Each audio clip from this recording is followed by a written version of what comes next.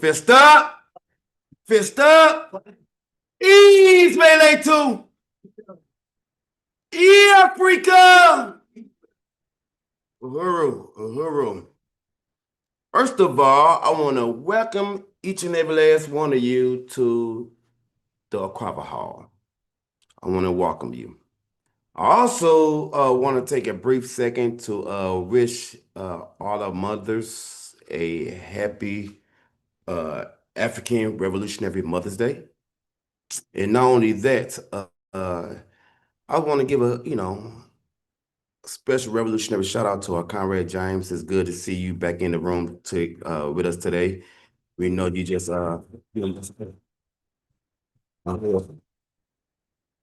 we know he was just got out of surgery a few days last week. So thank God that you up and well and walking. I also want to send a special shout out and a get well soon to our comrade Sophia. We know she just got out of surgery and she's still in the hospital. So come on, get well soon. Uhuru. And Makeda, she wanted to be here today for Mother's Day and perform culture, but right now she under the weather. So right now it's something in our weather that's putting our comrades under the weather. So we wish you a speedy recovery and yeah.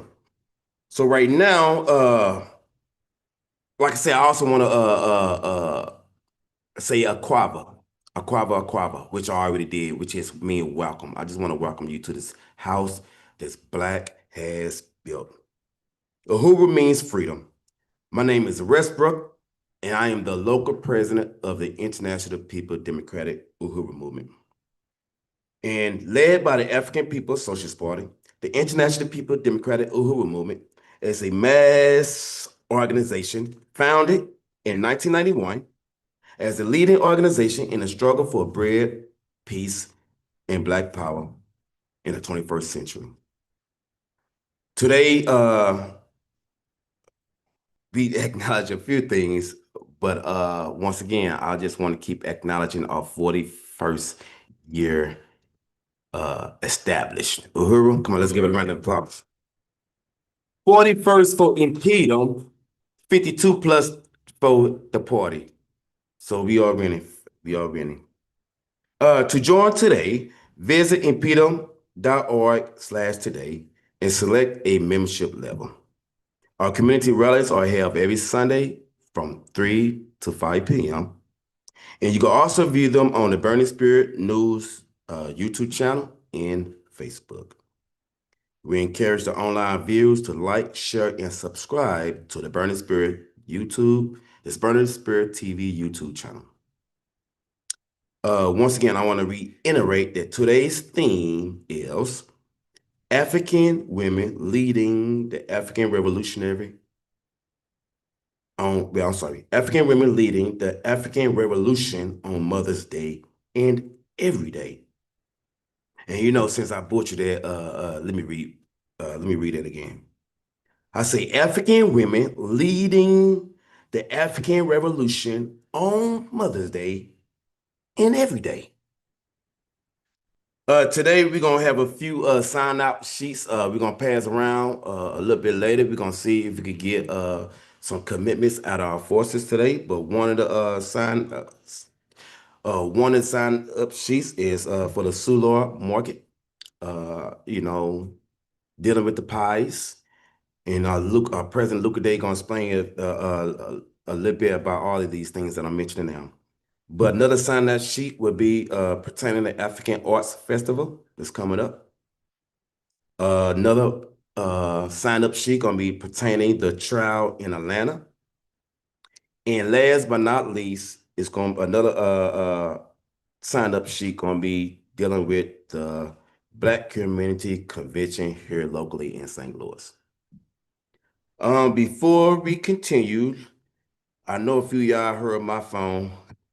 So let me establish a few house rules. Can you please put your phones on silence or vibrate? Can you keep your talking down to the minimum? The bathrooms is to your left, my right. I think that covered all of the house rules, right? Yeah.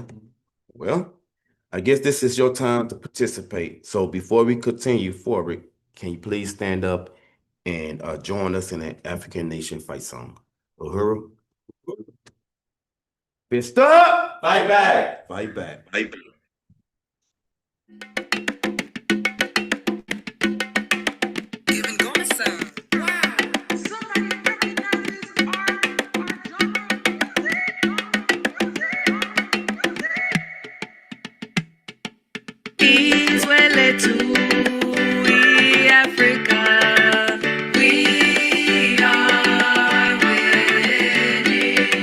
Shout Uhuru for our freedom.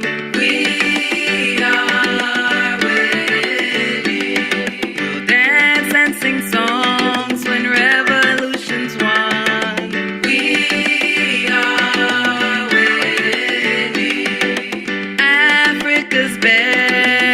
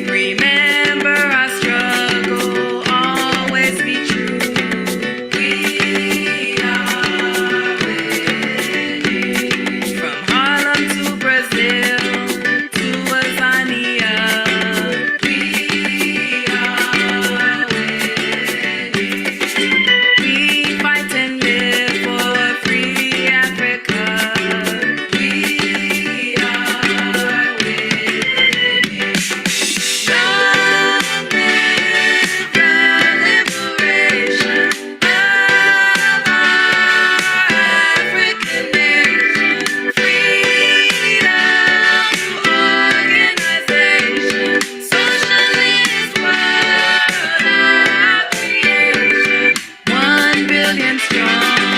Yes, we are one. We are winning. Patrice Lumumba's life won't be in vain.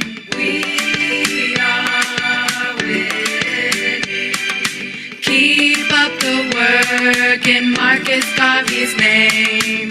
We are winning. Independent and free is what we will be. We are winning. Africa will bask in our victory. We are winning. Long live the liberation of our African nation. Freedom to organization. Socialist world our creation. 1 billion strong. Yes, we are one. We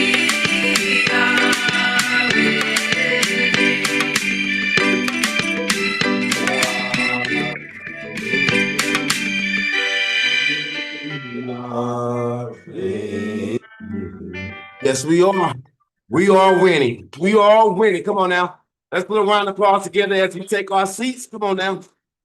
Liberation through organization. Organizing. But I gotta throw organization on there because you can't truly organize without effective organization, right? So therefore, you still have time to show up to the Sunday rally because we still here. Come on now.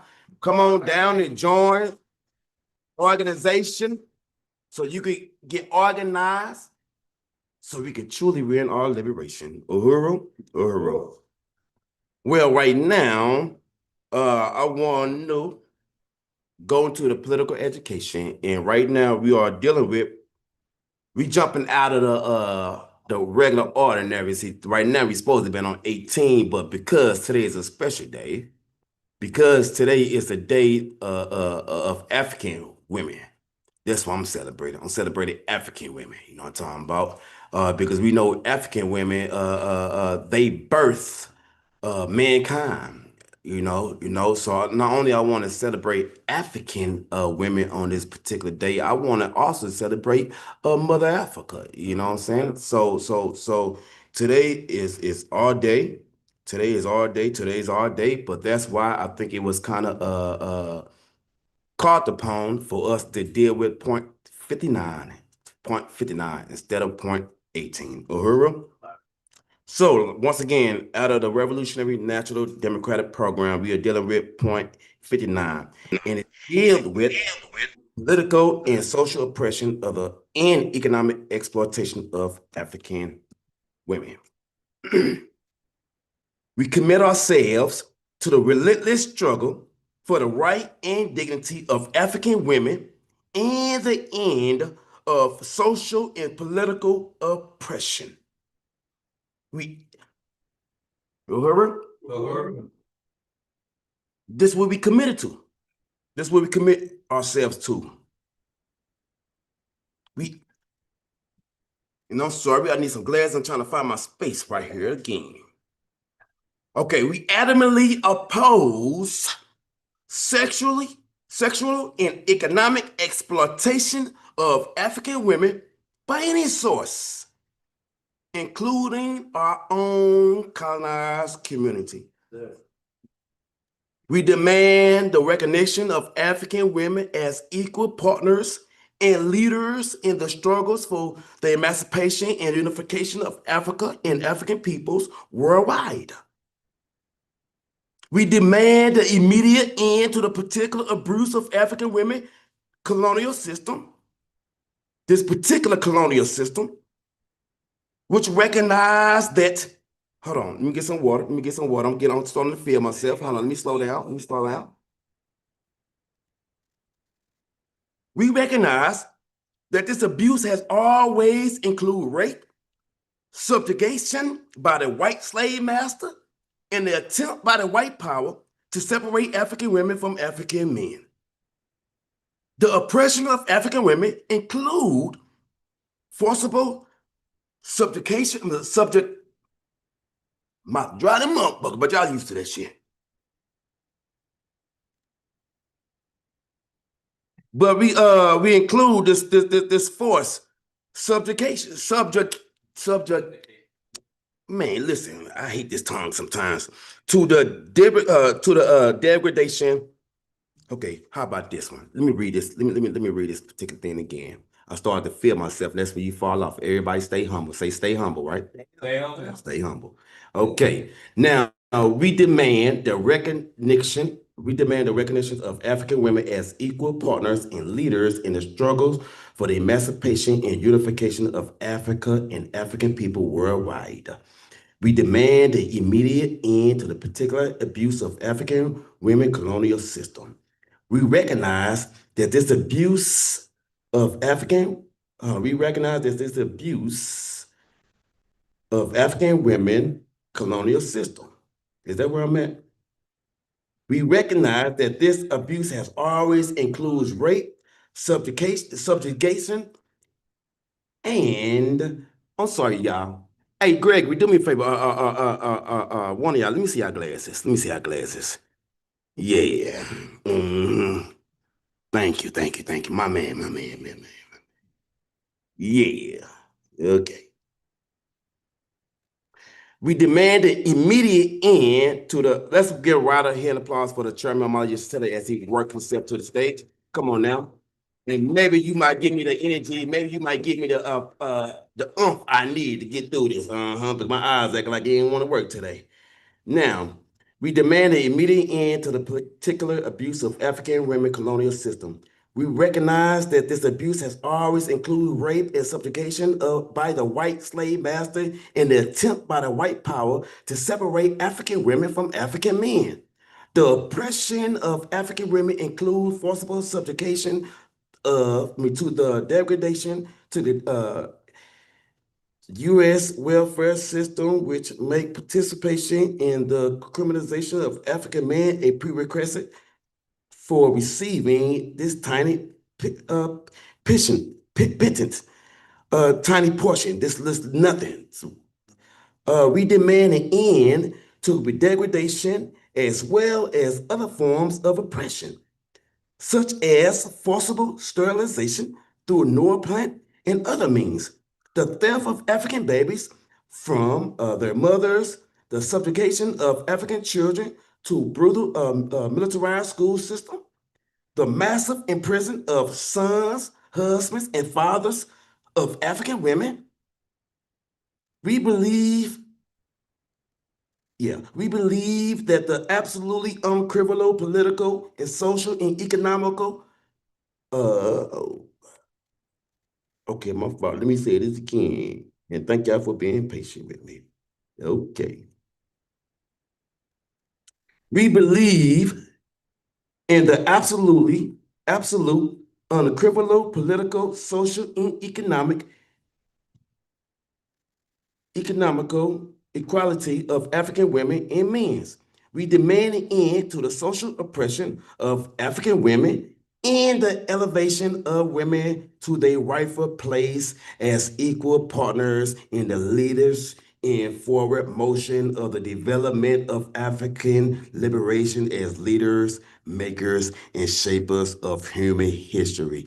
And man, I'm glad I got through that, but damn, that sounds so deep for me to keep butchering that plan. So what we gonna do is we gonna go and break this down individually. You hear me? You got your glasses back so you can read in peace now.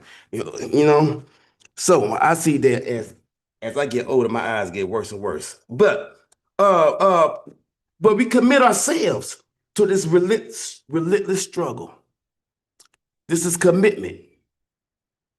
And the relentless struggle that we're talking about is putting African women to the rightful spot that they belong.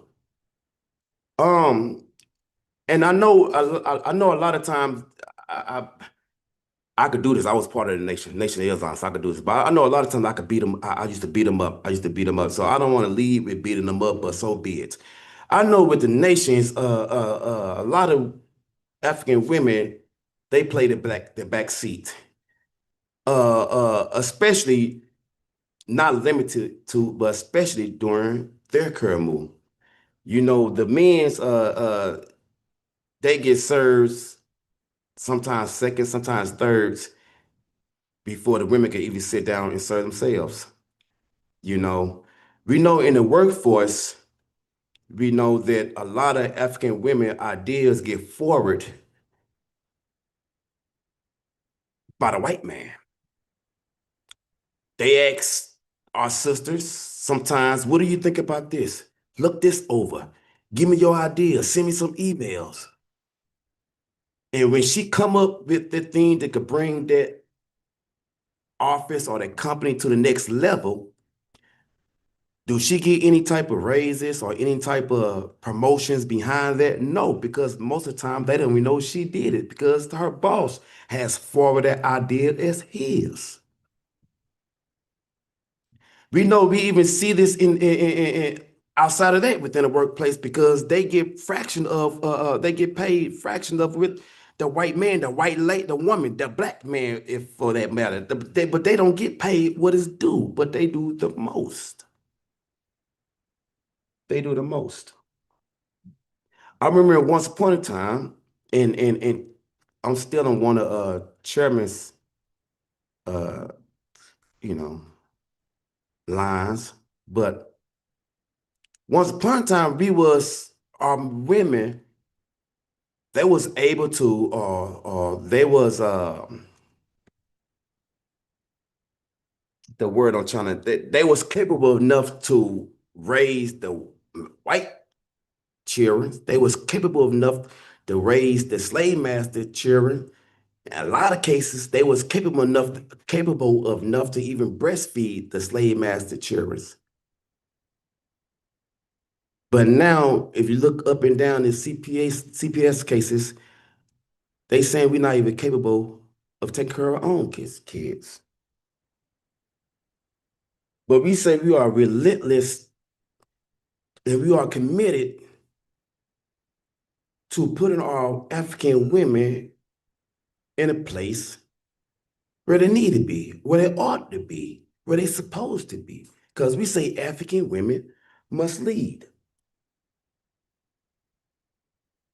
And we, not just in the social, the political sense, because we know they getting exploited within that sense too. But we adamantly oppose sexual exploitation from all sources, but including our own community. A lot of times it's said it's hard for some folks to talk about the horizontal violence. You know, a lot of times we point our fingers at outside noise and disregard the inside noise. But nevertheless, we ain't them. We say keep your hands off our women. We don't give a damn who you are. White man, us is, but from even our colonized community, we demand you to keep your hands to yourself. Economically, sexually. We recognize that this abuse always been there. Always. With the rape and subjugation of our women. Ain't no need for me to go depth with the raping of our women because if y'all don't know the history, y'all got your own brain to use your own thinking. But a lot of us is light skinned. A lot of us, I ain't gonna pick on nobody, King Gay. But why you laughing, Gregory? But a lot of us is light skinned because of this very matter. Now we ain't talking about some of the Africans that's on the continent because we know our African women is beautiful. We know our African women they got the power to birth black baby or what or white blue eye blind hair baby. So I ain't talking about the continent, but we talk about here. Most of the folks that's light is because of the rape that was put upon our women from the slave masters. But it didn't stop there. Up to this very day, it's still going on. This Me Too movement, it exposed a lot of things that's going on today, especially with our African women, with the bosses. So I don't think that this thing is long gone. Are the tools that the state used to separate the family? Even though this a war on the family, but I still want to just pay attention to the women for a second. There's tools that they use to attack the woman. We call it welfare. They offer our sisters, our mothers, our daughters, our queens, a little bit of change, a little bit of nothing, just to participate in criminalizing our brothers. I don't know how true it is in other states, but I know in Missouri they said they're gonna try to get away from the jail system, locking the brothers up because of lack of child support payments. I don't know if that went through, but do you hear that? The state gonna give, the state gonna give, first of all, before I even say that, the state gonna stop you and I from getting a job for us taking care of our seed. They ain't gonna allow us to take care of our seed. They're gonna stop you and I from getting a job. Or if we do gotta have a job, it's not enough to take care of a family. You living from paycheck to paycheck. That exploitation from this colonial system. But make a long story short, in most cases, we is boxed out of the job force just so they can offer our African women a little bit of nothing with stipulations. We know that a lot of times fathers don't have the money to take care of their baby, but they got the time. They got the gills of care, the gills of, they got they there raising their kids. A lot of folks say that's even better than the money when you have a two-parent household. But you had a state that said never. I don't care that this young man don't got a job. Matter of fact, read the reason why you don't got a job. But nevertheless, I don't care that y'all trying to do a good thing to have a family and y'all together. I don't care. Kick that Negro out the house if you want this little change for me.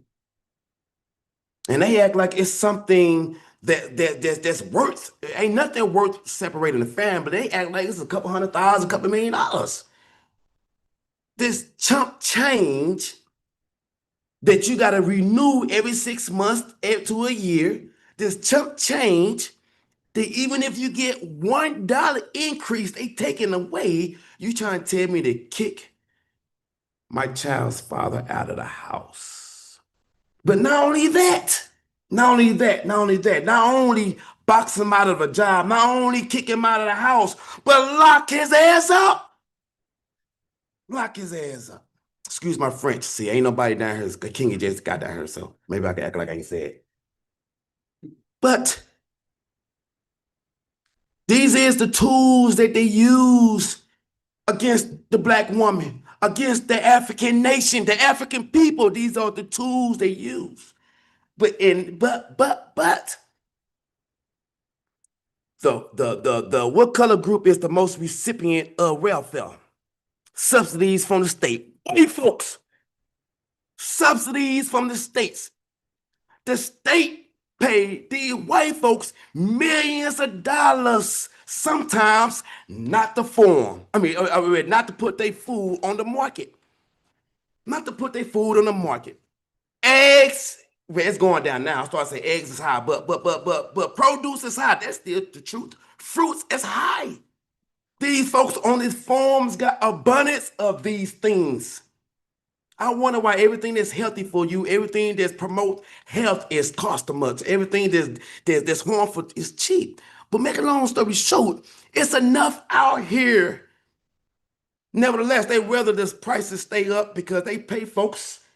that don't need the money. If they just sell the shit, they would have the money, but they ban these folks not to put it on the market. That's subsidies from the state. That's welfare from the state.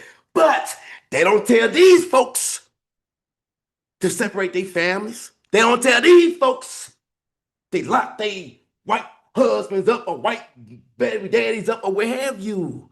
So how is it? How is it that they give our African sisters a little bit of change and all these ramifications happens, but they give these white folks millions of dollars and nothing happened? We say this have to end, and we relentless to overturning these contradictions.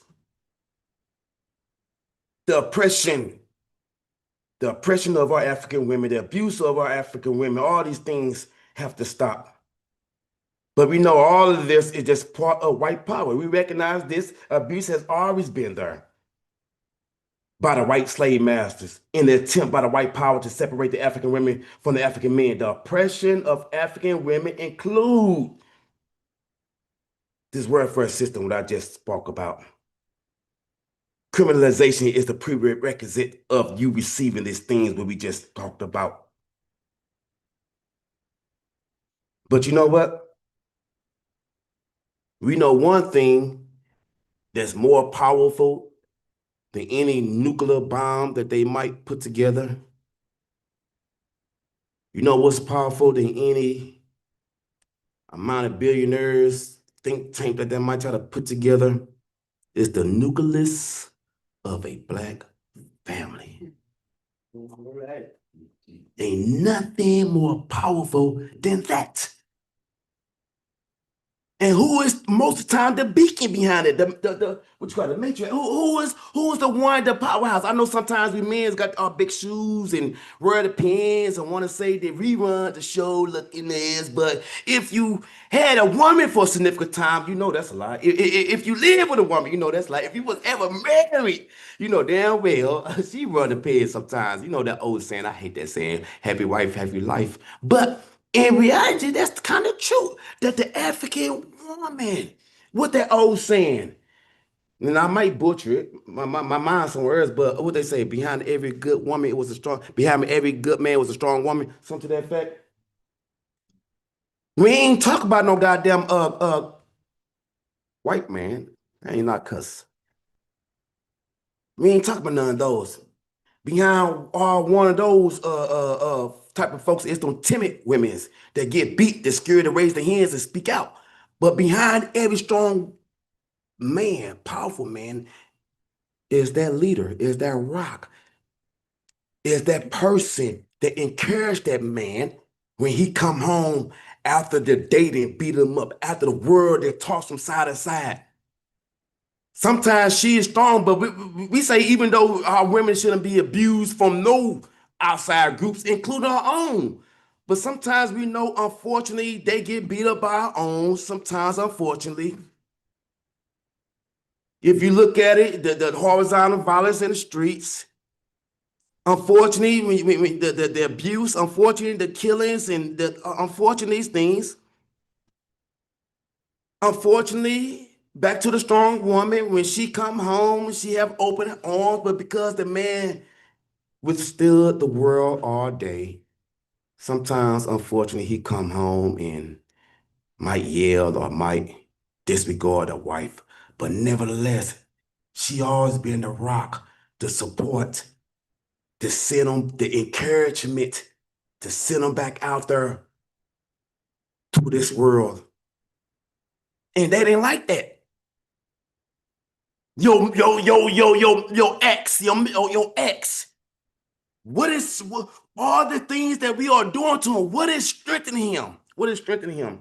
Your king, all the things that what is strengthening him? Hold up. While he out here, is somebody at home taking care of the kids. Somebody at home reinforcing what he doing. You know what? We gotta do away with that. We gotta do away with that. The first thing they did when they did away with that was start taking trades up out of schools.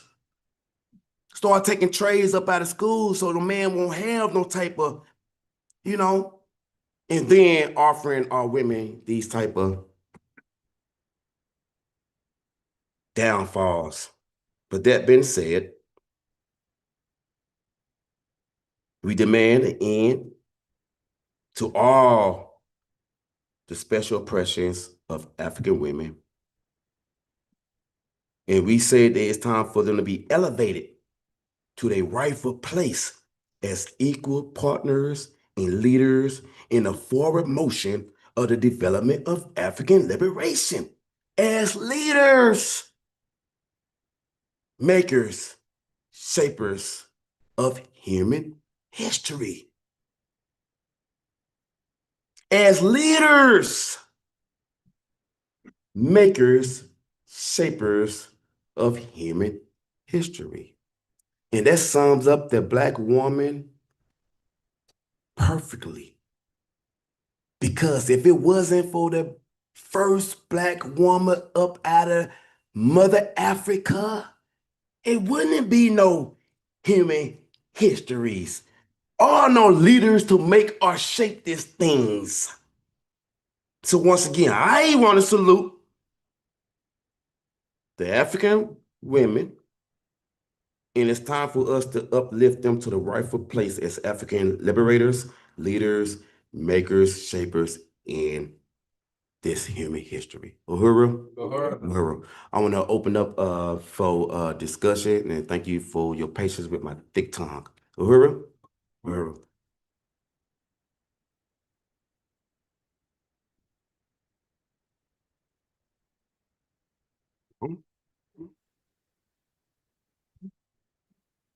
See, it's pondering.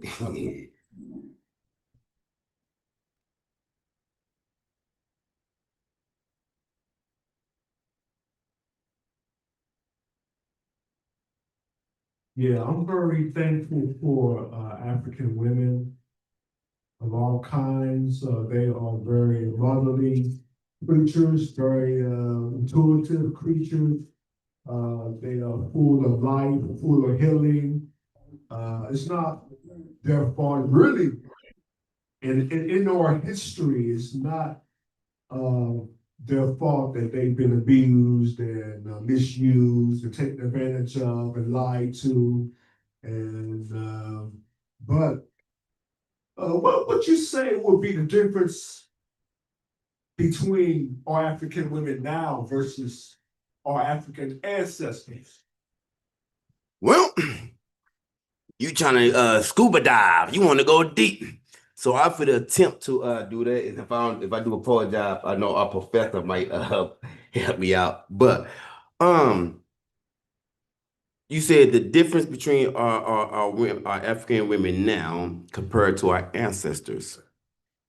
Um, well, I guess the quick answer without my brains, smoking and burning rods and stuff, um, is the exposure. It's a few things. Um, our African women, we is exposed. They is where our African people, period, but in particular African women, is exposed to so much more political education than we were uh, once upon a time because of the explosion of knowledge and et cetera. Um, um, we we wouldn't be in this predicament right now if it wasn't the our ancestors helped pushing us forward. So don't misconstrue what I'm saying. But right now, in the era that we are in now, because of the explosion of power, because of the political education, because of the internet, meaning the world is much smaller. We can easily connect to folks. It's easier to get our win our liberation now. It's easier to have solidarity now. It's easy for our voice to be forward and projected without it being suppressed, without being smited, or without being covered up. Once upon a time, it was easy for them to push out propaganda and for them to.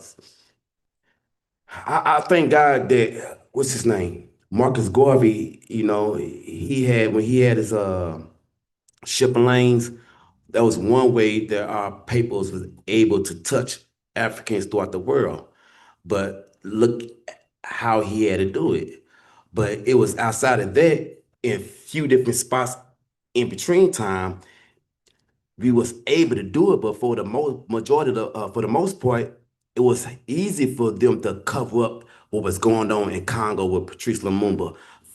So folks over here, we probably didn't hear it immediately.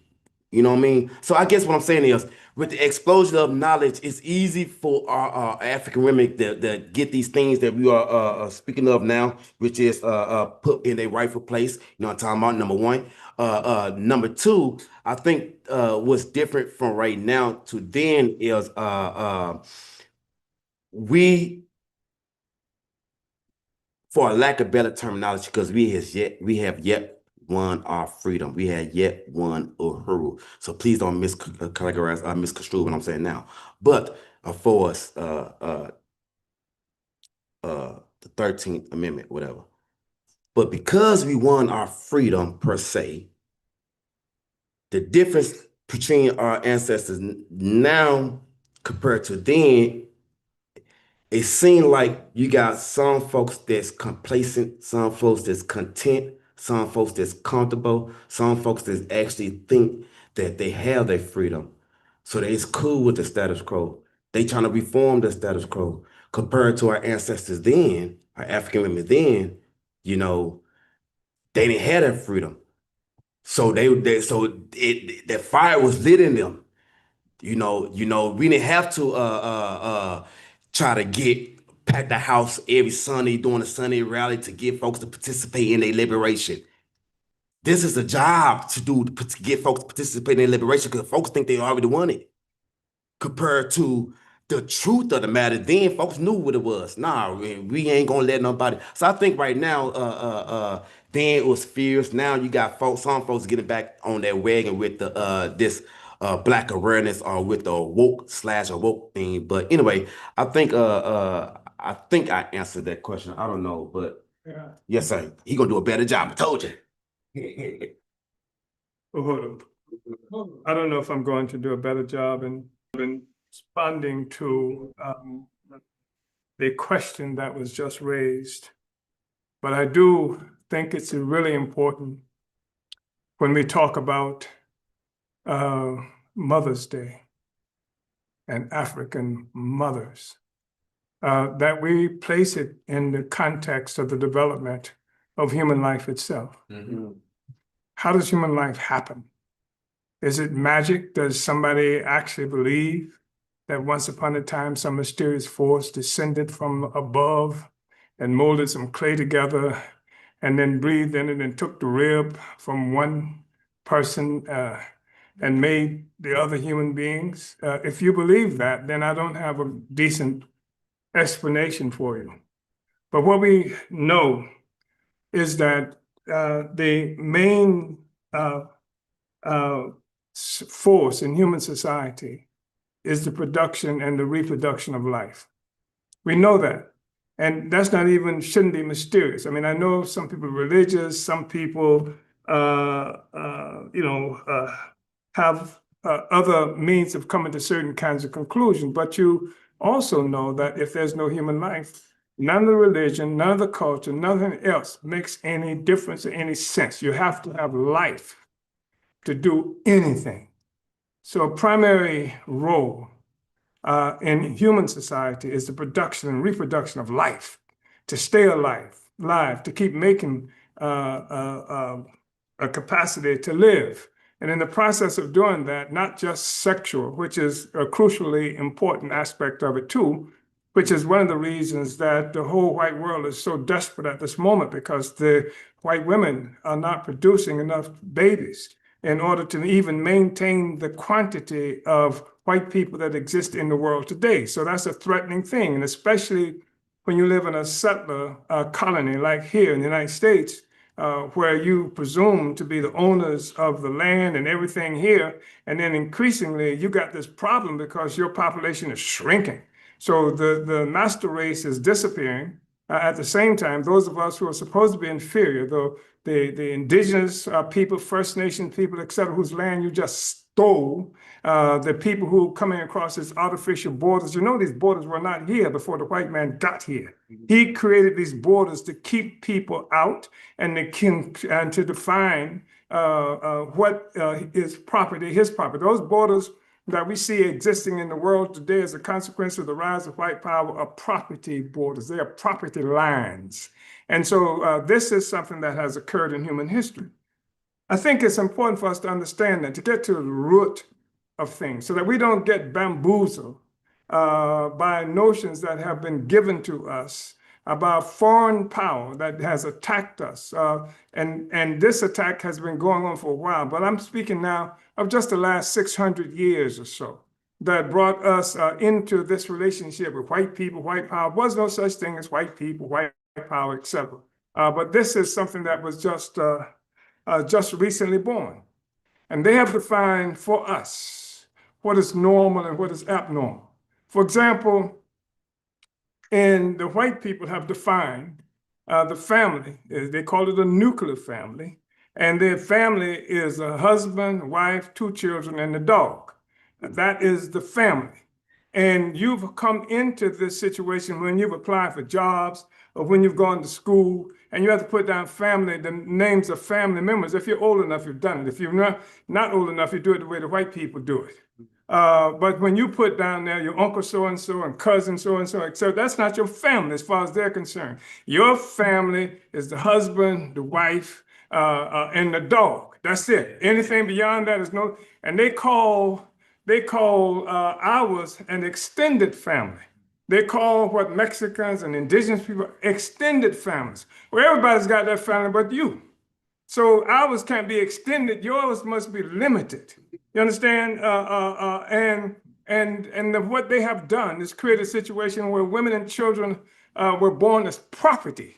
And they had to be born as property in this relationship because it's a relationship based on private ownership of property. Property, everything is property. And even the women and children, women are treated like house pets. This is traditional. But in the African world, we did not draw those kinds of lines of dichotomy.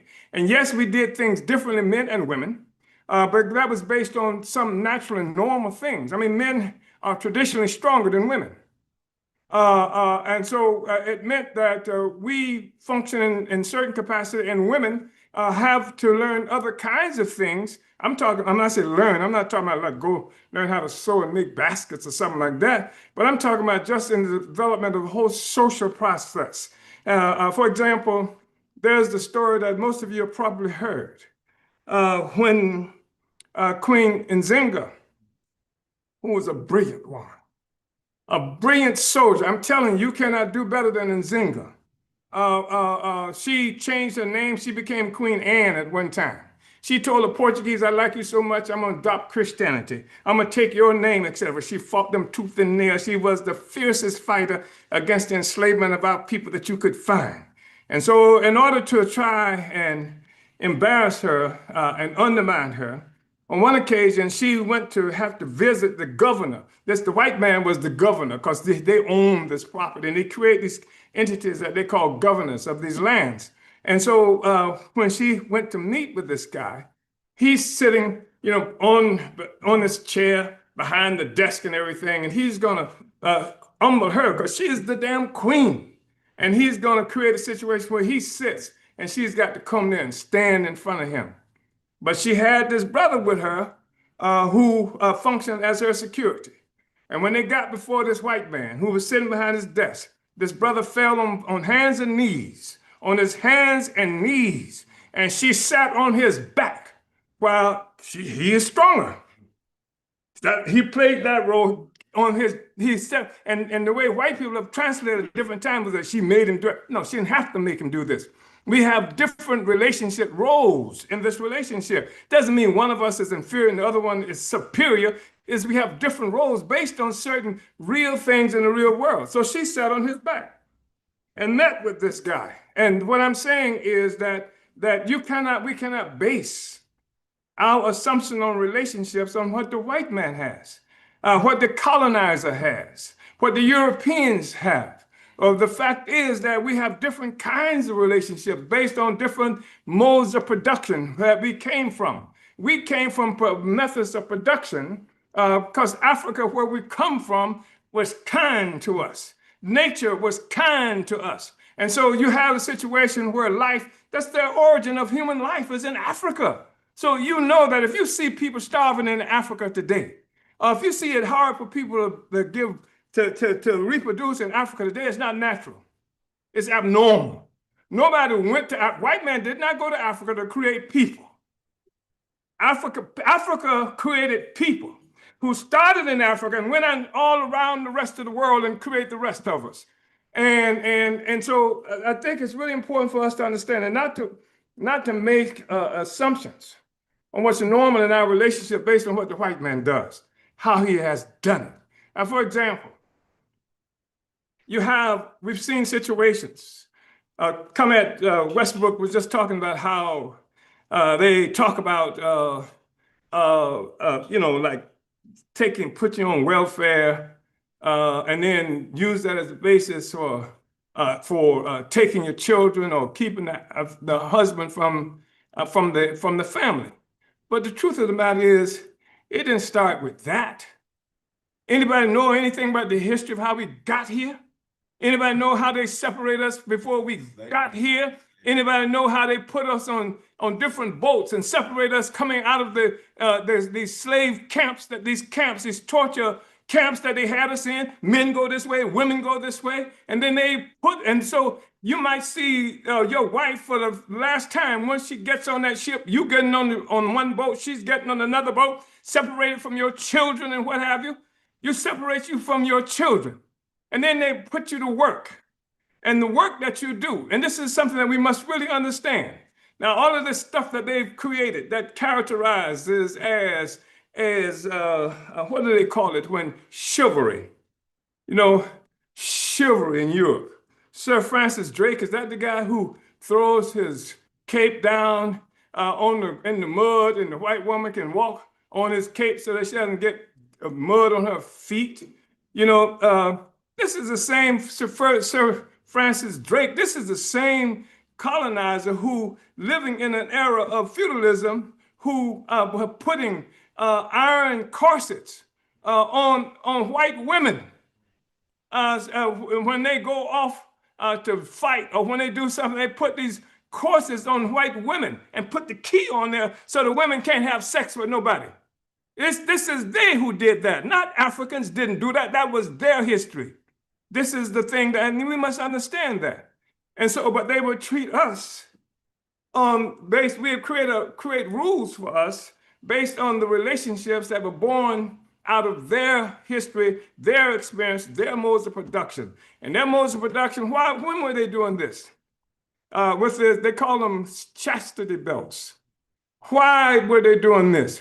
Because the men were rushing off in the so-called crusades. What were the crusades? The crusades was something blessed by the Pope, called for by the Pope, to have holy war against the people in the Middle East that's still being fought today, for holy war. They're looking for the Holy Grail. So the men take off and they want to make sure that the women don't do nothing they don't want them to do. So they put this chastity belt on them. They put this corset, iron corset on them. And the only one who could get some was the locksmith. So this is based on their relationships, what they call purity. The form of the family is based on their relationship, not ours. And they have a form of the family that presupposes the women being property, the children being property. And part of what they were doing with this form of the family, with the chastity belts, with all the other kinds of rules that they created, was to make sure that the child who was born, or try to make sure that the child who was born was the child of the man. To make sure that whoever inherited his property, which was me and other folks, was his own son, his own child. Do you see? Yep. And so they come up with this. Well, they ain't got nothing to do with us. We had different kinds, different forms of the family. There's a reason that African people refer to each other as sister and brother. It's the form of the family that we come from. There's a reason why even during slavery, the thing that they used against us to embarrass us, there was a Uncle Tom, there was an Aunt Jemima, there was an Uncle Ben. That was the form of the family. That was the older person, was our uncle, our aunt, et cetera, et cetera. That was connected to us differently from how the white man uses it against us. You with me? That was a deeper kind of relationship, wasn't it? That was a profound kind of relationship that connected us in ways that the white man never could have. And so what happens in every instance? It would take these sterling qualities of African people and turn them into something that we would hate, and turn them into something that they use against us, to slander us, etc. Because you ain't like white people, and white people are the epitome of civilization. If you don't believe it, ask them.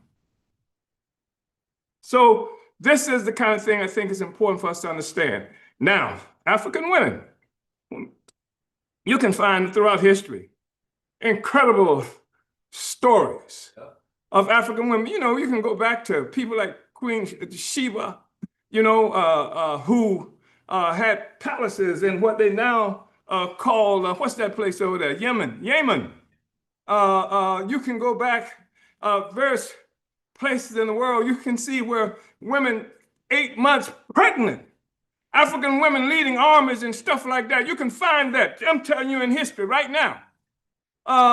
You can find situations where whole villages were sterilized by colonialists to make sure that we could not reproduce ourselves anymore. This whole communities like that. And some in recent history, people like to talk about Tuskegee. Hell, Tuskegee is just the tip of the iceberg in terms of the offense that they made against us. They create certain characteristics. They create certain definitions of what's supposed to be powerful and good in terms of manhood, in terms of womanhood, that's based on them. And then they'd say, this is what a man has to be, and they convince everybody, including us, that a man is such and such a thing, and then they deny African men the ability to do that. So you're no longer a man because you don't take care of your family. You don't have nothing to do with the production process. They do. They control your ability to feed, clothe, and house yourself. And then they say that African man, a man has to take care of his woman. But you don't have a situation you can take care of your woman because the white man, the colonizer, is the one who controls that process. And so then the woman hates you because you don't do what the white man does for his woman. You hate yourself because you don't do what the white man does for his woman. And then the thing is, the black woman doesn't act like the white woman. And that's the problem. Because you have a situation where when they captured us, and before they captured us, this was true, but certainly after they captured us, and they brought us off of these damn boats, these ships, etc. Those of us that didn't escape and go into the mountains and what have you, and create settlements where we recreated African communities, like in Jamaica, like in Suriname, like in other places around the world. When they did this, and we got off the ship, there was no such thing as just the women ain't gonna work and just the men gonna work. Both African men and women had to go to work. We went work like pigs, like dogs, like people who were enslaved. We were treated like property, the same way a cow is treated, the same way a pair of shoes treated. You talk about rape and stuff like that. You do what you want to do with your property. In fact, private property is one of the things that helps to define this country and makes it so wonderful in the views of white people and people who would defend it. So if you were the property of a white man, he does what he wants to do. Not only does he do it to you, he does it to women. He does it to women in specific ways that women can be humiliated, that women can be used. And somebody talked about making babies with women. That sometimes when ships full of African people who have been captured and who've been walked for sometimes months from one place to the other in Africa to get to these dungeons that they kept us in, by the time from that point on to the time that these ships that they put us on got to America or the Americas, most of the women were pregnant or had babies, or many of the women that were pregnant had babies because they were raped by the white man, by the colonizer. Oh, he didn't rape us because he was white. He raped us because he was a colonizer, because he got his existence through controlling us. And he creates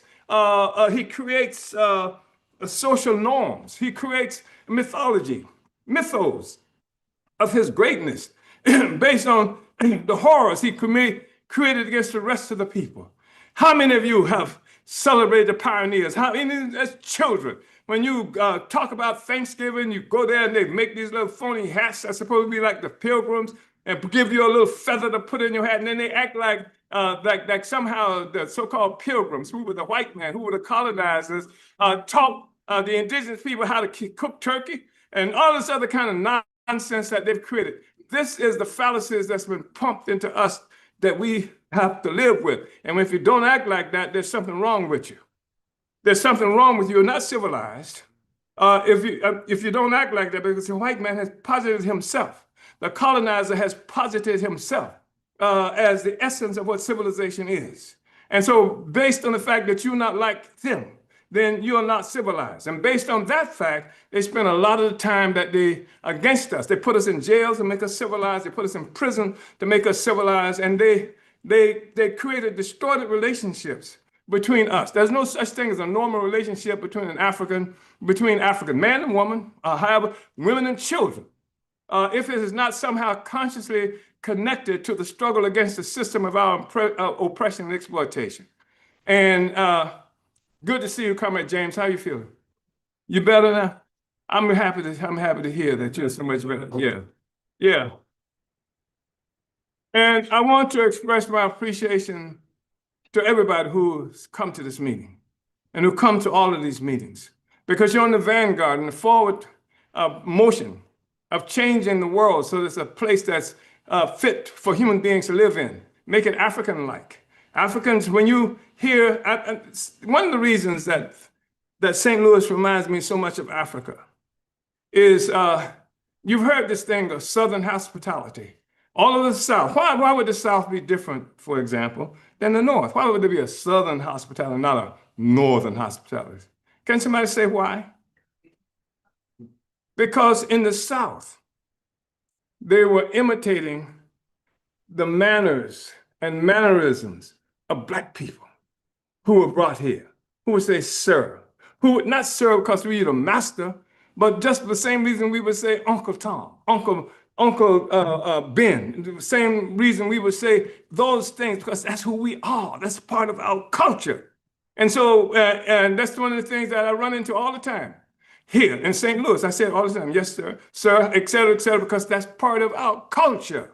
And I just want us to own up to it and to fight to reproduce it. Now, one final thing I want to say that has happened that makes such a horrible impact on African women.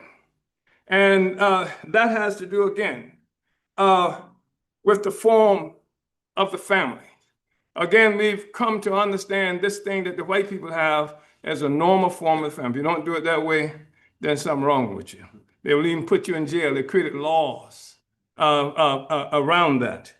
But the thing is that some of us, I am anyway, I don't know if anybody else is old enough to have had this experience.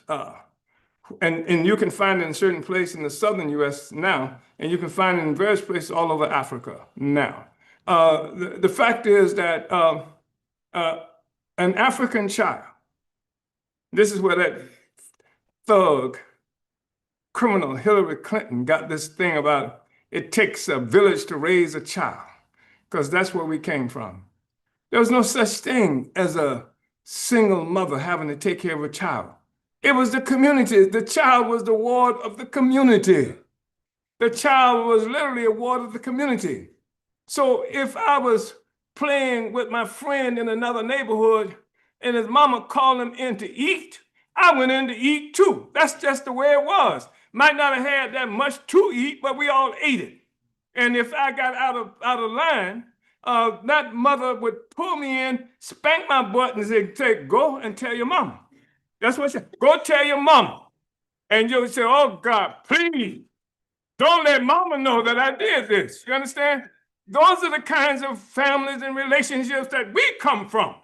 And the African woman was critical to that. She didn't have to worry about taking care of the child by herself, because that's a hard thing to do. Nobody does it. Nobody does it effectively. But the community can take care of our children. And so all of the children are taken care of because it's in their neighborhood. When a mother, and I've seen it happen, when a mother or parent dies, there's no thing about go find the foster care people. You don't go to the foster care people, a family member or somebody in the neighborhood took the child. That's how I grew up, because that's who we are, who we have always been. So the burden of child care was never on an individual African mother by herself, which is why we created some years ago the African People's Child Care Collective, because African women had the primary responsibility of just taking care of that child 24/7 by herself after what they had done to us. So we created an African Child Care Collective, so we had groups of people who would volunteer to engage in child care, so that a mother wouldn't have to be solely responsible for taking care of that child. People took turns. This is my day to take care of the children. This is my day. We cooked the children that was collectively fed, collectively educated. We had children who could count to 50 in Swahili when they were 4 years old in this kind of process. This is what I'm talking about. This is how we grow. But we have to take it back. Thank you, Comrade Uhuru. Come on now, you have to do better than that. Let's give our professor, Chairman Omali, tell her here on the phone. Good. So I don't know why he keep doing me like that. I mean, who could come up behind him? So what I would do is a couple of things. Number one,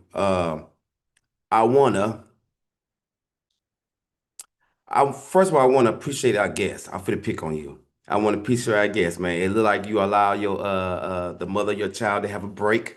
Cause it's like you on daddy daycare. So right on, I appreciate it. And I also want to pick on you because usually we give our guests a time to introduce them, tell us where you from. So can you, in your if you will, I know you on daddy daycare. I ain't gonna push you this time, but if you will, no, yeah. Yeah, what brought you here? Come on. Yeah. Touch one. Touch all. Touch all. Yes, sir. Yes, sir. Appreciate you. I mean, yes, sir. What's your name? Where you from? How you heard about us? Yes, sir. So my name is Mr. Bay. Nationality is Moorish American. I heard about this event yesterday at the Solar Market. Yeah, outreach. Yeah. So as far as about myself, my faith is called Islam. My religion is called Islamism, and I'm a follower of the Prophet Noble Drew Ali. So we honor all true and divine prophets, including Buddha, Jesus, Muhammad, and Confucius. And we acknowledge that we are descendants of the inhabitants of Africa, or Northwest to be exact.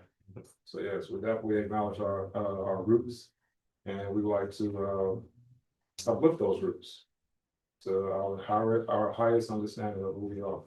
So I definitely appreciate the brother for sharing his thoughts on that, because I didn't grow up in that era where it was like a community look out for each other, but I came at the end of that. So I mean, I've seen a little bit of it, so I can appreciate you reminding us of that. I want to tell you should know that Noble Drew Ali was an incredible leader. He was one of the early persons who brought Islam to this country. And he had organized extraordinary business ventures for African people as well. And I've forgotten exactly what his outcome was, but he had created businesses, et cetera, valued at millions of dollars and what have you for African people. So Noble Ali, and it just, you don't have to believe in the more science tip or anything like that. But what's really important for me is that it's an example of the ongoing process by African people to be African people and not to be brought up into this system of exploitation and oppression and to be acting like our oppressors. So yeah, I just wanted to say that. Thank you so much. Aquaba, man. You welcome. Yeah. Mm-hmm. Okay, young man, you welcome to come in each and every Sunday. This your house, you know what I'm talking about. You don't necessarily got to join today if you don't want to. I think you want to though. But every Sunday from 3 to 5 every Sunday, okay?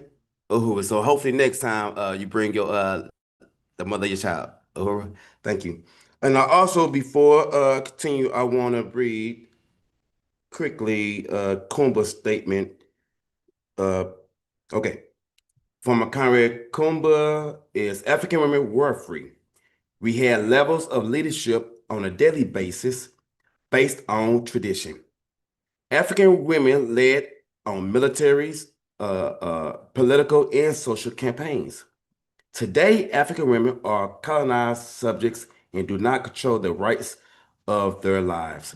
And I think this was to your question, difference between women now and women then.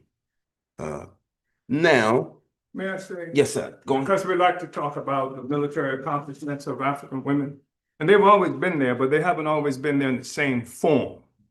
What is really stupid is that you have an oppressor who will crush you down, who will kill your babies, your children, rape the women from your nation, and then put the women in charge of fixing their food.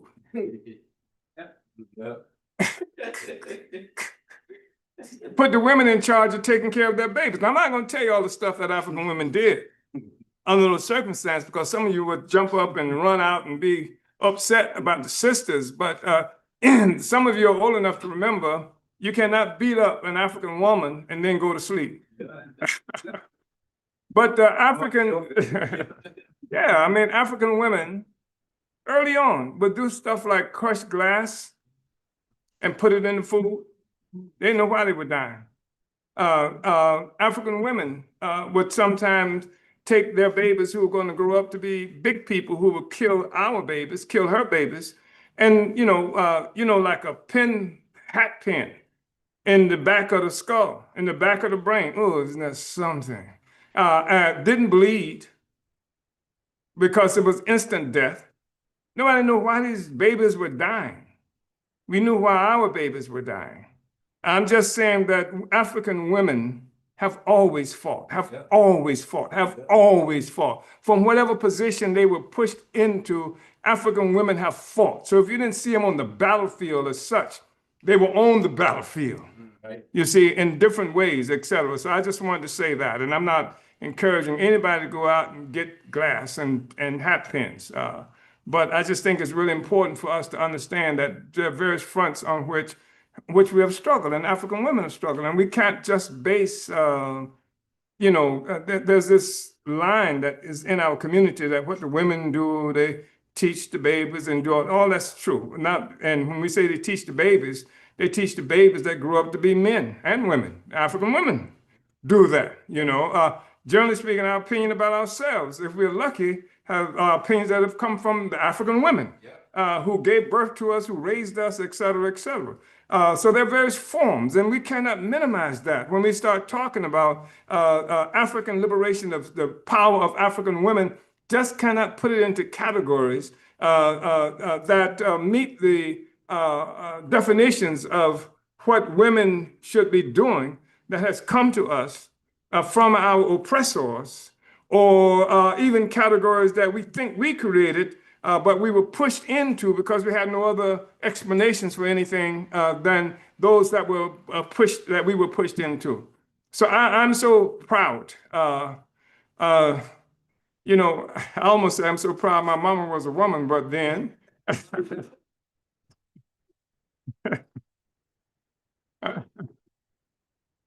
So anyway, it's I should say African woman, shouldn't I?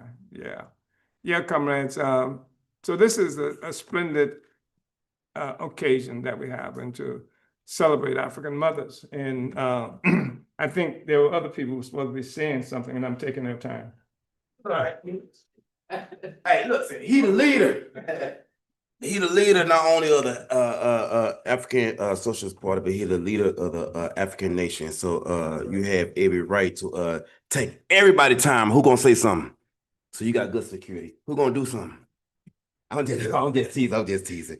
So quickly, what I want to do, well, I'm still a page from the chairman. I want to wish my mother a happy special Mother's Day too, and my grandmother, because my grandmother helped raise me when my mother got tired of raising this bad little child. So I want to appreciate all of them, and also want to, yeah, he wanted to give his mother a special shout out too. So let's give Major Mother a happy Mother's Day. And listen.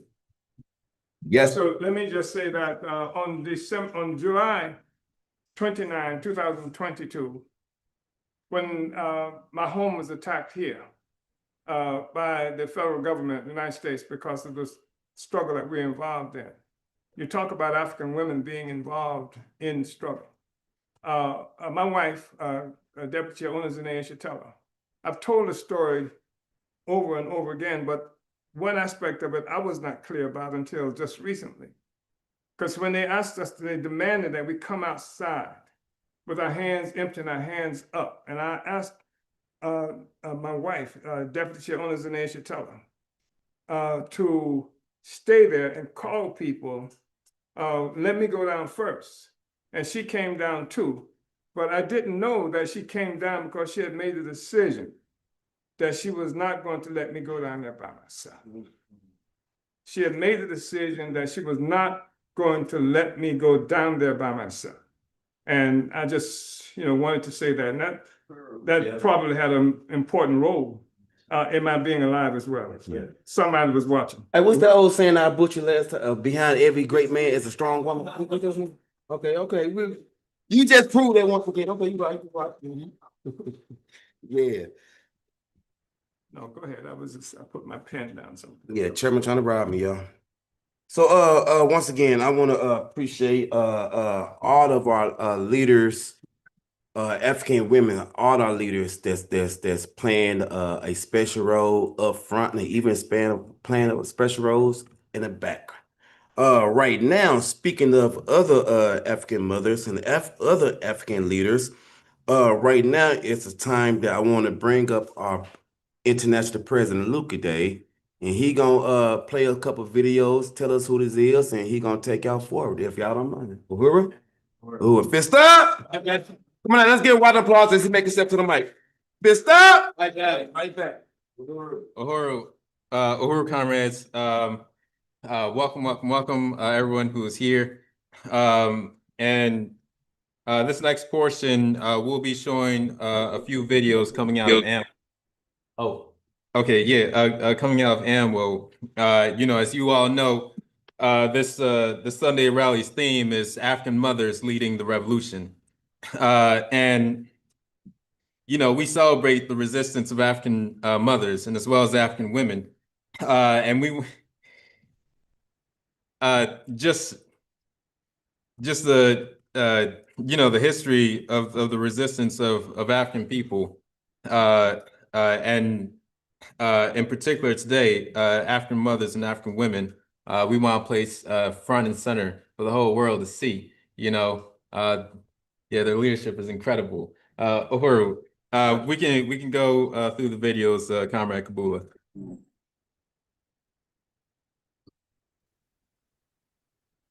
Right? They were like, oh, that's the Africa I want to be a part of. But nobody's really building for that Africa, right? Nobody's really building for an Africa that is totally self-determined, independent, have access to resources for all the people, the equalization of society, having the riches of our land and our people belong to us, that build us roads, allows us to have all these energy and all the things that will really improve the lives of our people. And so when we talk about a freedom, if people can't see a freedom on their own, they can just look at that movie and see like the concept of what it would look like for African people to own our own resources, and how African women have to be a part of that struggle, considering that African women represent more than half of the African nation. I mean, anywhere that you see as African women are the majority. And we can't be trapped in the things that are keeping the colonial conditions that are keeping us out of this question, out of this discussion, or out of the planning of it. I want to just make sure that we're sure that we're not talking about just discussion, but out of the planning for a free and liberated African woman in a free and liberated African world. Right. Appreciate it.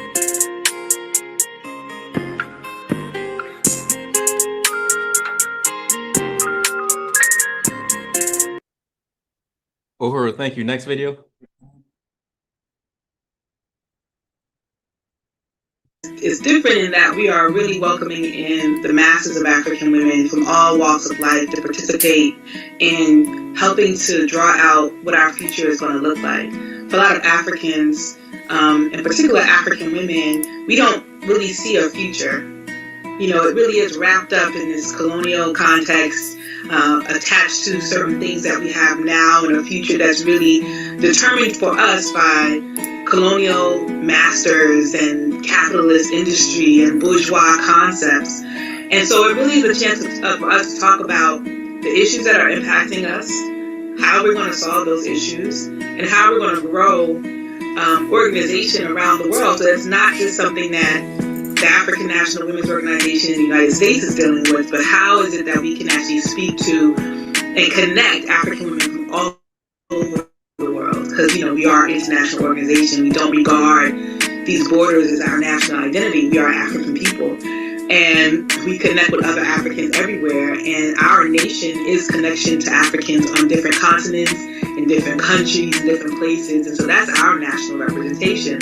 So this convention is really looking at, you know, how we can see, looking at everything. You know, we have chopped it down into little bites because we know we can't solve all the problems in one weekend. But it is really looking at everything, starting to think about what freedom looks like and how we can look at these issues and start to build our way toward that freedom within the concept of making a revolution. And we'll talk about revolution later, but really looking at just everything, and this convention is a place to do it.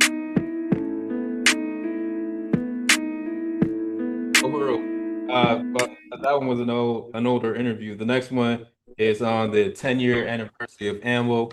Uhuru.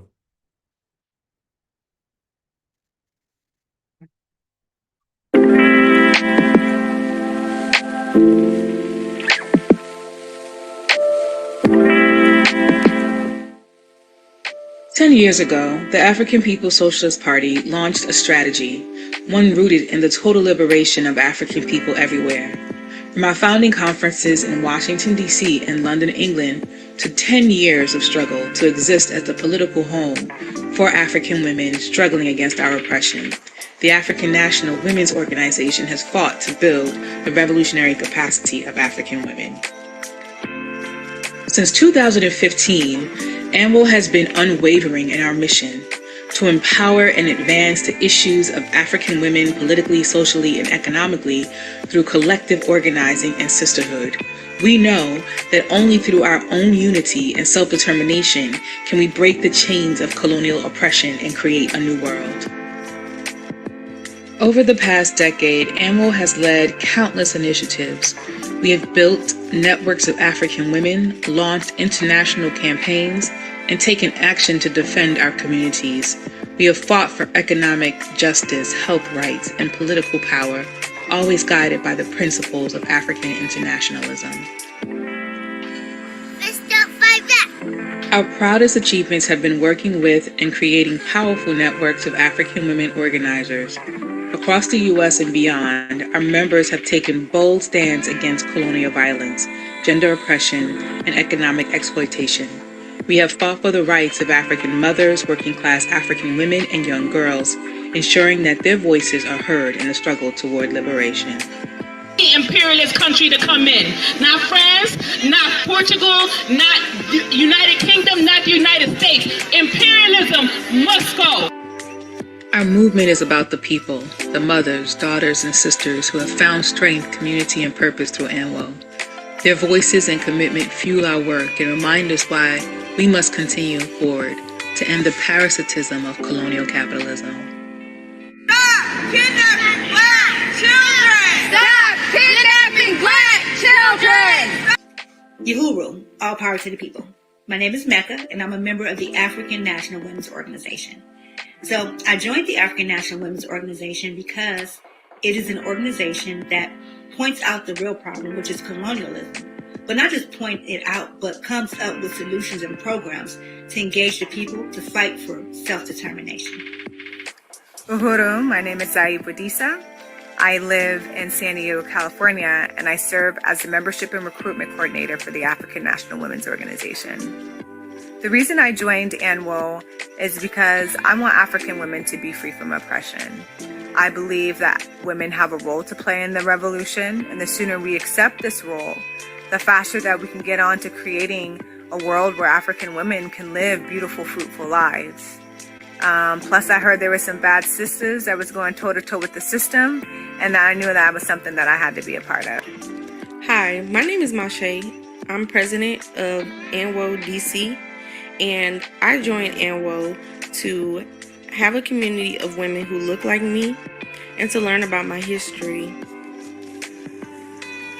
Hi, my name is Nicole Chung, and I'm from San Diego, California. I joined ANWO because as a former foster youth, I saw firsthand how CPS destroyed African families, and I saw the cause arrest CPS, and I wanted to be a part of it. And when I joined, I realized just how important ANWO is. ANWO is important because it not only provides political education on who we are and the things that are happening within our communities, but solutions on how we get past it, how we thrive, how we survive, and how we get to a place where we're no longer in bondage, but in freedom. Uhuru. But the struggle is far from over. The forces of oppression still exist, and African women continue to face contradictions in every corner of the world. That is why ANWO remains steadfast in our mission to empower and advance the issues of African women politically, socially, and economically through collective organizing and sisterhood. Are stronger today than we were when we went in that jail 41 years ago. As we celebrate this 10-year milestone, we ready ourselves for the fight ahead. We honor our past, embrace our present, and fight for our future. We will be even stronger as we continue to organize African women everywhere. 10 years of resistance, 10 years of organizing, 10 years of African women standing up for ourselves, for our families, for our people. This is only the beginning. Join us as we build a world where African women are free.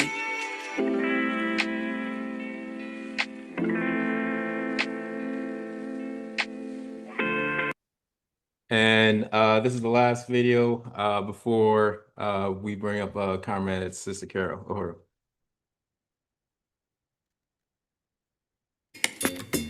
ANWO was created by the African People's Socialist Party in 2015 to address the special oppression of African women. Since then, we've been organizing African women around the world in our own interest. In the absence of African women's organizing, ANWO has been defining what it means to be an African woman fighting for Africa. From engaging in struggles around state-sponsored kidnapping to defending the rights of African students against colonial dress code policies. Our campaigns have taken us to Africa, Europe, and the United States, informed by African women in each place. ANWO is the organization for African women. We are building an army of women that are absolutely opposed to the oppression and exploitation of all people, with a sharp focus on ending specific oppression and exploitation as it relates to African women. This will require the active, non-restricted involvement of women in the revolutionary process in order to overturn the existing social system and the relations of oppression and exploitation that defines it. Colonialism is embedded in all aspects of our life. The food we eat, the air we breathe, the music we listen to, the way we raise our children, All of it serves to sustain the life of the colonizers. Colonialism looks like the African woman who is struggling with whether to report her rape to colonial police because she knows it could result in increased police terror in the Black community on one hand, or nothing will happen on the other hand. She is the office worker who endures characterizations of being unfriendly, antisocial, or a mean woman. She is the mother who is fighting to regain custody of her child from the state, facing criminalization from the state and indictment from her community. She is the girl carrying the financial weight of her entire family, forced to marry a man for dowry. They are the women who enjoyed themselves too loudly in a public space and had the police called on them for disturbing white people's peace. She is a mother who cannot afford to take care of her child, so she gives birth and dumps her baby in a sewer. She is also a woman who is forced to make decisions about her body and reproduction based on colonial conditions. She is the woman or girl trapped by antiquated traditions that lock her into a life of servitude and isolation. She is the mother that buries her child too soon because of colonial violence from the state or from within our community. She is also the mother that dies in childbirth. She is you, an African woman trudging through life, minding your business. Essentially, she is every African woman on the planet today. As African women, we must support ANWO as we are the only organization that exists for this on the planet.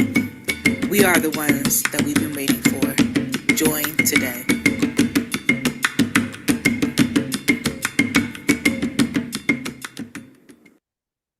Uhuru.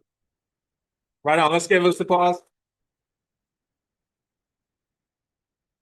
I just want to say today, is Mother's Day, and every Mother's Day, ANWO, the African National Women's Organization, holds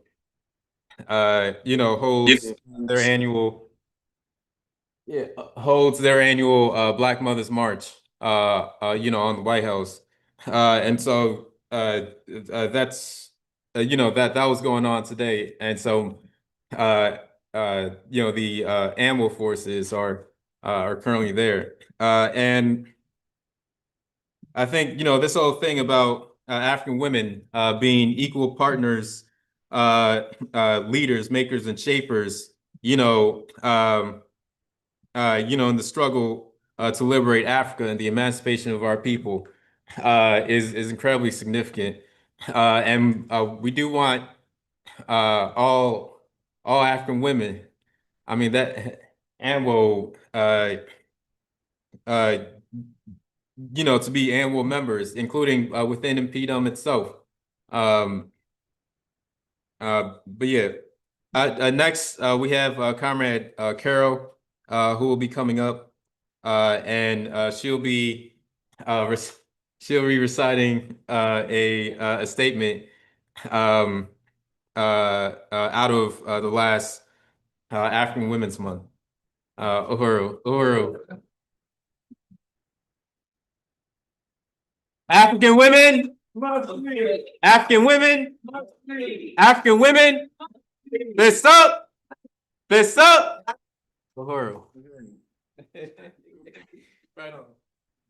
Well, Uhuru all. I'm Carol Settles. And I want to give you the origin of ANWO, ANWO. It's Women's History Month. March 1st marks the beginning of Women's History Month. On March 8th, 1917, women textile workers in Petrograd, Russia, walked off the job demanding bread and peace, protesting food shortages and World War I. Their strike ignited what became the February Revolution. Yes. It is in that spirit that the African National Women's Organization enters the month of March, raising the ongoing struggles of African women in our fight for bread, peace, and Black power. African women face sharp contradictions that shape how we are forced to survive and struggle. We experience economic exploitation, social destabilization, and violence rooted in a system built on stolen African labor and land. These contradictions compel us to fight. In this ongoing struggle to end the special oppression of African women and to free our entire people from colonial denomination, we recommit ourselves to organization. Under the leadership of the African People's Socialist Party, through the work of the African National Women's Organization and alongside international people, through the work of the African National Women's Organization and alongside international people's democratic Uhuru movement, we build discipline, collective power rooted in the African working class. Women's History Month is not a time for shallow celebration. It is a time for assessment. Number one, are we free? Number two, have we destroyed colonialism? And three, are we developing African working class women into confident political leaders? And lastly, have we built a meaningful self-determination and dual and contending power in our communities? If the answer is not yet, then our task remains clear. We will not revel in perceived progress while the material conditions of African women remain shaped by colonial capitalism. We will continue organizing to overturn the existing relations to the means of production that make African women vulnerable, devalue our labor, and deny us the resources necessary to thrive.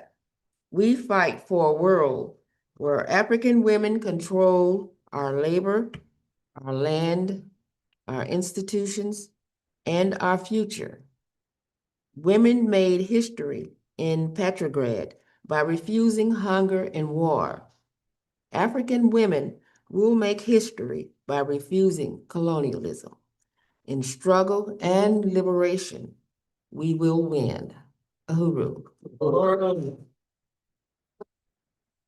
African women, must lead. African women, Must lead. fist up, Fight back. fist up. Fight back. Uhuru, thank you so much, Comrade Carol.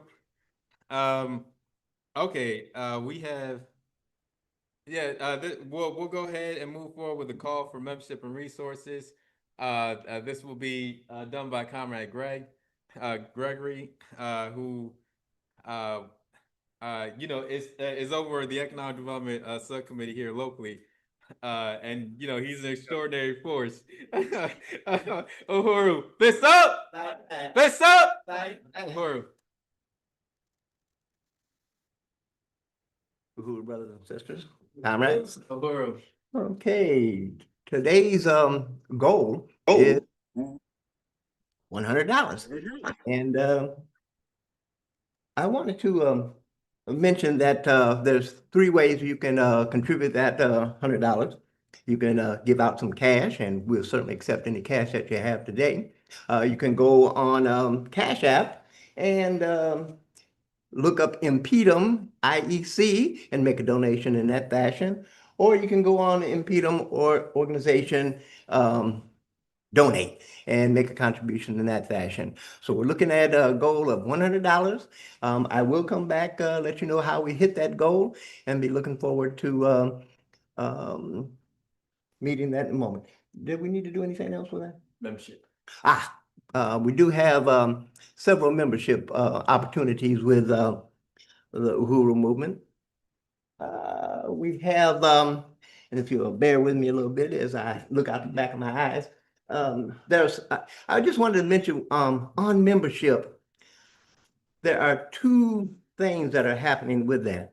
One is the financial, of course, and the other is the human resources that we provide when we become a member.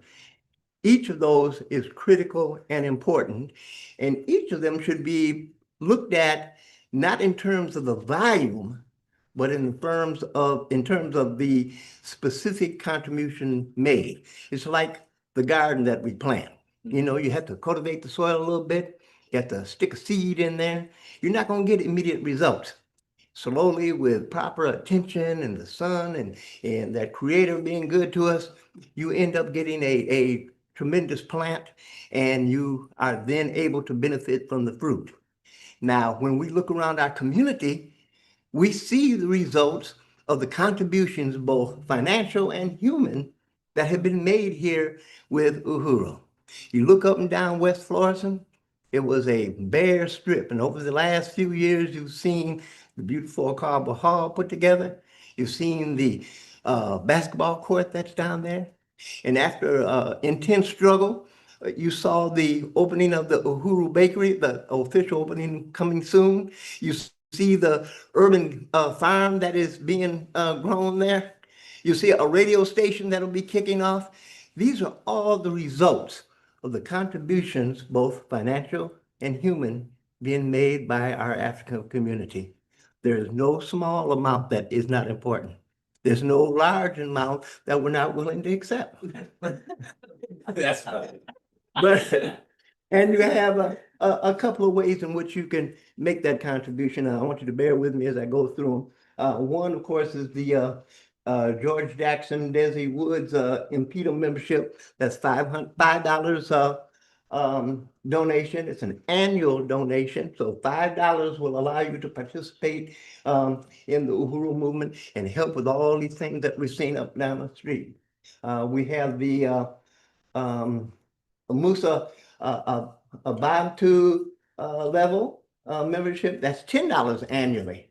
And again, that's for students and the unemployed. We want you to both ask students and unemployed to remember that, hey, you know, if you have to push off on that pack of cigarettes for just 1 week, you know, you can make a contribution towards this membership. We have the general membership, which is $25. Again, that's $25 a year, and it all goes towards the efforts that we're putting here with the movement. You also have the Garvey membership. It's a lifetime membership, and that's $1,000 a year for the lifetime, and you can spread that over the month. So again, we encourage you to take advantage of both the financial and the human contribution that we need in order to take lives, maintain self-determination in our community. Uhuru. Uhuru. Uhuru, thank you so much, Comrade Gregory. Right on, right on. Yeah, okay, well, we'll be moving on to announcements. Did we take up the mic? Yeah, it's going around. And if you're online, you can put into you know, the chat your amount. Uhuru.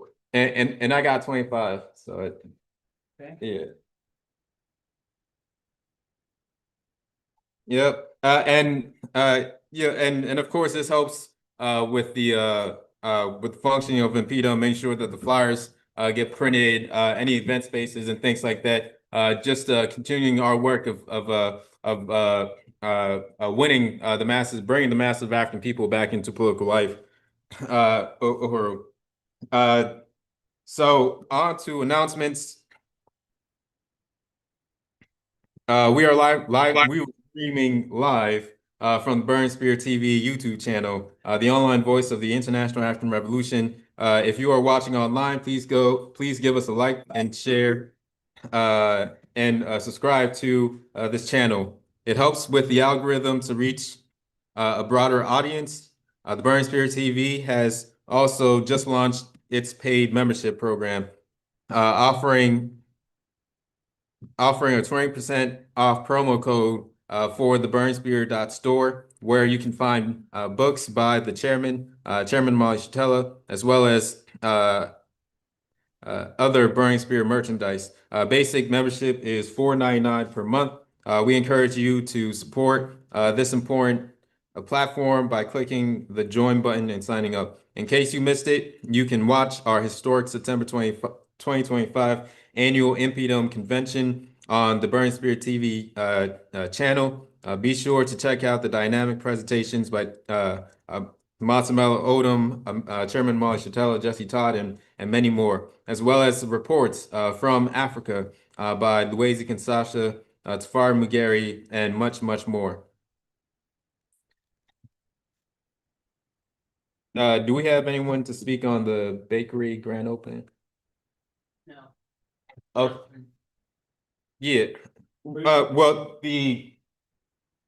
did you say about the announcements? It's in the slide presentation. Yeah. So we are at Sular every week. And we're there between 8 a.m. To 3 p.m. Shout outs to all the comrades who were there yesterday.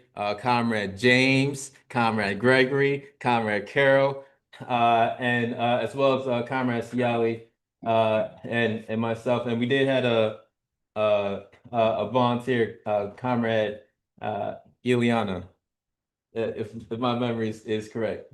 And so if you would like to volunteer, we're there the first 3 Saturdays of the month. So we'll be there this Saturday. Can we get some hand raised in terms of who can make it there this Saturday? Yeah. Uhuru. Okay, cool. I see James and Gregory again. Yeah, and also the week after, we'll be over at the African Arts Festival. This is the 35th annual African Arts Festival. I think actually at Sular yesterday, we had met the family of the people who put these on. They had stopped by. Okay, cool. So we are looking for staffing at the for the Uhuru Foods booth at the festival itself. Do we have anyone here who can unite to be volunteer be on their those days? That is the 23rd, the 24th, and the 25th. Uhuru. I will set up or clean up. Okay. But I can't work the booth. Okay, yeah. Well, we start setting up Friday. And I can make sure, that we get you the times. I don't want to go off my memory. But yeah, anyways, I think it's something like 10 to 3. But I'm going to double check on that. Anyone else?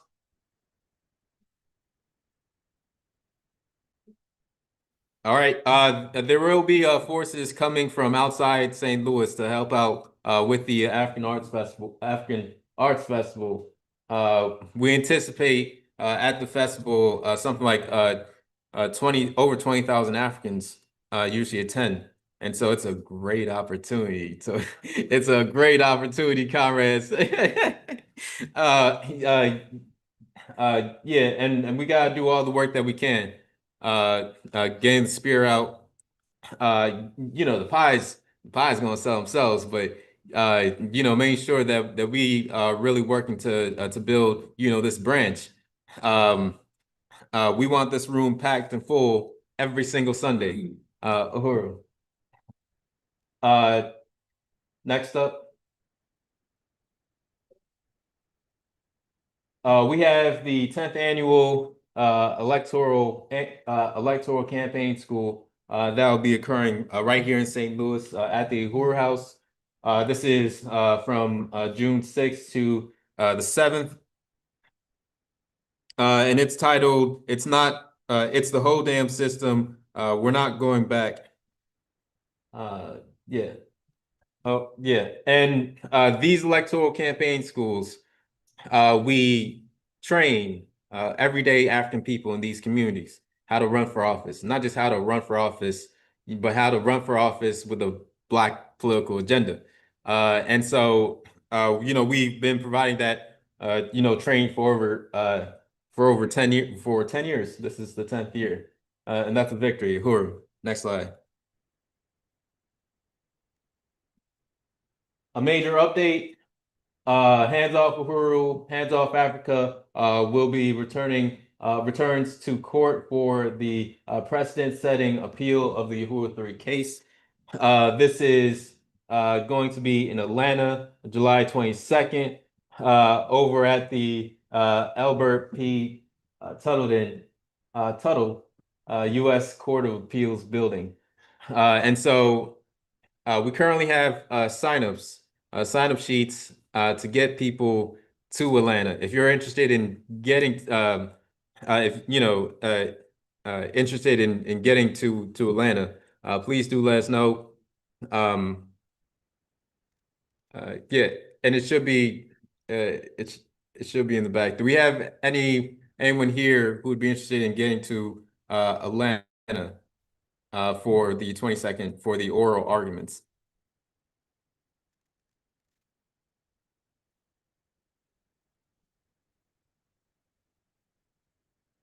Okay, James, did you sign your name on the? No, you're doing Black Community Convention. Okay, all right, and okay, cool. We'll continue to make these call outs to get the word out and to make sure that we have just like what we had in the previous years, a really packed courtroom because this is setting a precedent. The U.S. uses the FARA, the Foreign Agent Registration Act, as a political weapon to silence any kind of dissent in terms of U.S. policy and how it treats African people and things like that, and any criticisms, legitimate criticisms that we as African people raise about our conditions here in the U.S. Uhuru, next slide. This one will be done by Comrade Gregory on InPDUM joins ANWO for the farmers market. Uhuru.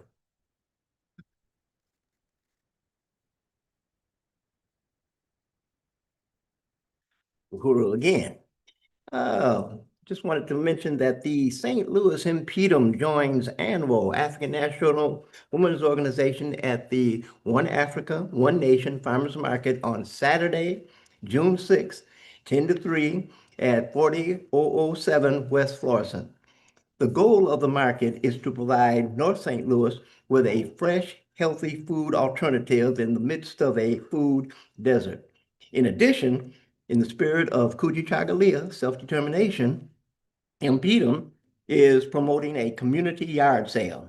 We're asking individuals, churches, social organizations to set up a yard sale table at that market.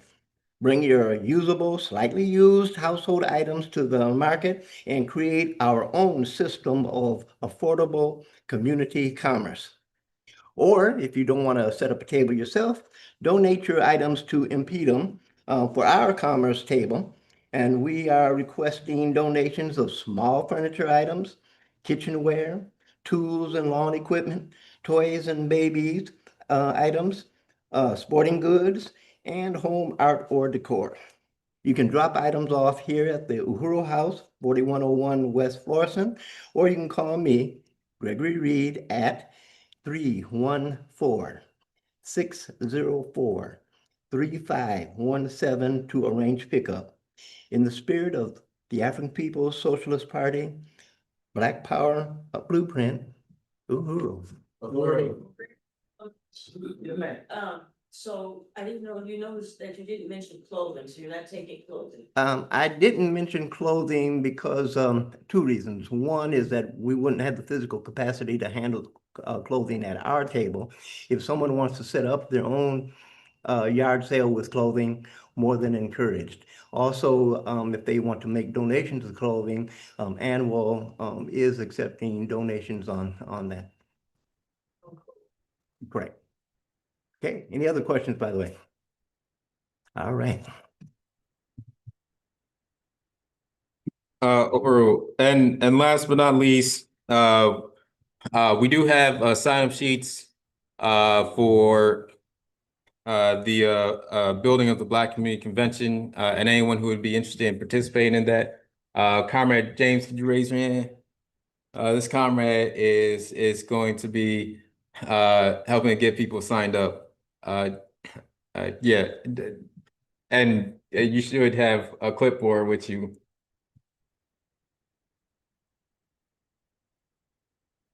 With the Black Community Convention, we'll be working to pull Black St. Louis into a process where we can start,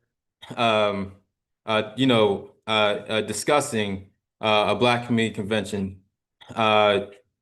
And coming out of this process, we do intend to establish a St. Louis Black political agenda, for which a broad base of the African community here in St. Louis unites with in terms of pushing forward and working to complete.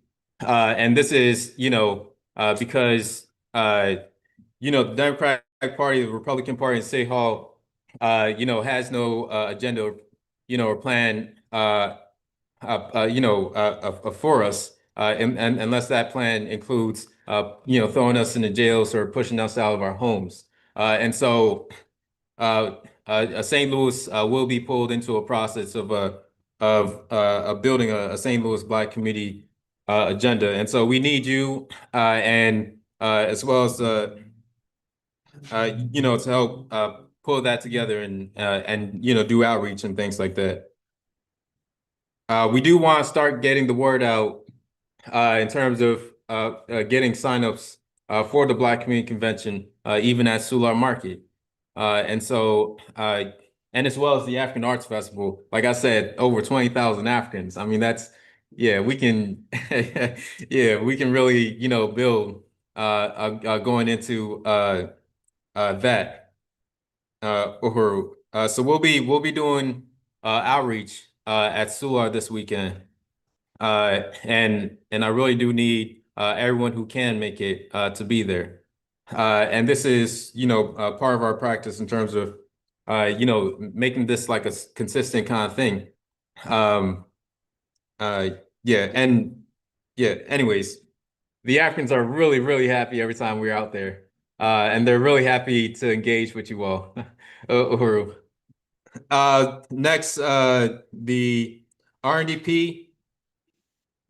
RNDP studies occur every Thursdays at 7 p.m. Central, 8 p.m. Eastern, and 5 p.m. Pacific. So join us for our weekly InPDUM studies, also known as the RNDP studies. This is hosted by InPDUM.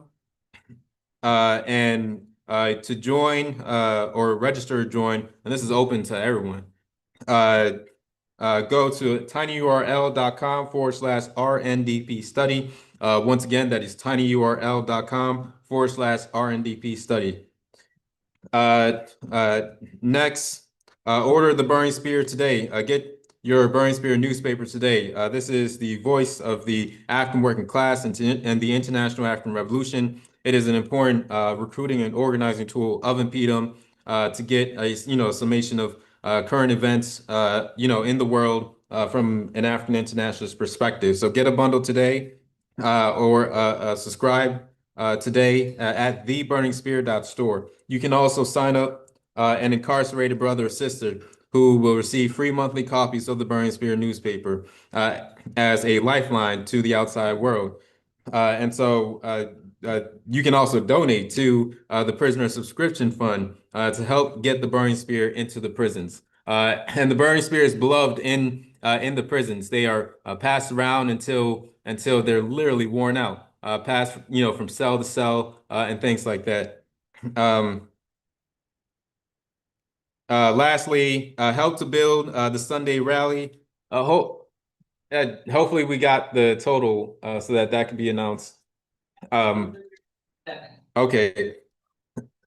So with the resources, that was $111, Uhuru. Uhuru, thank you so much. And lastly, help to build the Sunday rally. We need you. We need your help building for these Sunday rallies. These are community meetings, and this includes doing things like welcoming people at the sign-in table, helping with the tech and AV equipment, creating promotion material like flyers and so forth, helping to provide security for for these community meetings. We need people on flag detail, raising up the flag every Sunday and lowering the flag, on Wednesdays, and that's so that we can maintain the condition of the flag, so it doesn't continuously have to be replaced. Uhuru. And last but not least, helping with the CAREMU to organize food in these Sunday rallies. As a special treat for Mother's Day. Okay. Before that, we are collecting non-perishable food items. If you have non-perishable food items, please do bring them in. We take them in so that if there ever is a tornado or any kind of disaster that happens, we don't have to rush to organize this like we did last year. It was done magnificently, but we want to be able to have these things already on hand because we can anticipate people going to need food, they're going to need diapers, they're going to need all these kinds of things. So you have them. Please do bring them in. You can bring them in every Sunday, or you can drop by the Uhuru House from 9 to 5. You can drop them by Uhuru. But yeah, going on to CAREMU as a special treat this week. It was the guys who had took on the responsibility of making sure that we have the organizers of the CAREMU, and so I appreciate everyone who brought food today.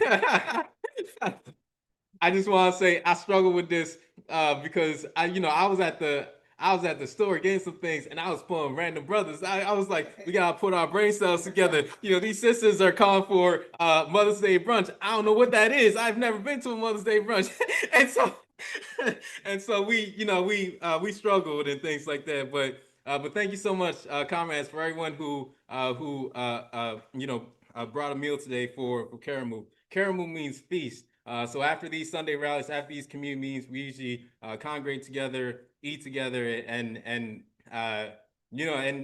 build camaraderie. Thank you so much, comrades. That is it for today's Sunday rally. We celebrate the resistance of African mothers and as well as African women. Even the big sisters who step into the role, when the mothers are, on the plantation and things like that. That means a lot. And so African women